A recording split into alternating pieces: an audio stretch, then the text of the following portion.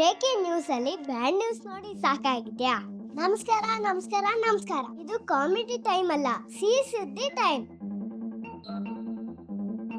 ಈ ವಾರದ ಸಿಹಿ ಸುದ್ದಿ ಹೀಗಿದೆ. ನಮ್ಮ ದೇಶದ ಪದ್ಧತಿಗೆ ಶಕ್ತಿ ತುಂಬೋಕೆ ಇಂಡಿಯನ್ ನೇವಿಗೆ 2 ಹೊಸ ಮೇಡ್ ಇನ್ ಇಂಡಿಯಾ ಹಡಗು ಸೇರ್ಪಡೆ ಆಗಿದೆ. ಮಂಗಳೂರು ಸಿಟಿ ಕಾರ್ಪೊರೇಷನ್ ಅವರು ಅಮರ ಅಭಿಯಾನದ ಅಡಿಯಲ್ಲಿ 40,000 ಗಿಡ ಮರಗಳನ್ನು ನೆಟ್ಟಿದ್ದಾರೆ. ಕಾಡು ಬೆಳೆಸಿ ನಾಡು ಉಳಿಸಿ. ರಜನಿಕಾಂತ್ ಅವರು ಚಿತ್ರರಂಗದಲ್ಲಿ 50 ವರ್ಷಗಳನ್ನು ಪೂರೈಸಿದ್ದಾರೆ. ಒಬ್ಬ ಬಿಎಂಟಿಸಿ ಬಸ್ ಕಂಡಕ್ಟರ್ ಇಂದ ಸೂಪರ್ ಸ್ಟಾರ್ ಆದ ಇವರ ಕತೆ ನಿಜಕ್ಕೂ ಇನ್ಸ್ಪೈರಿಂಗ್.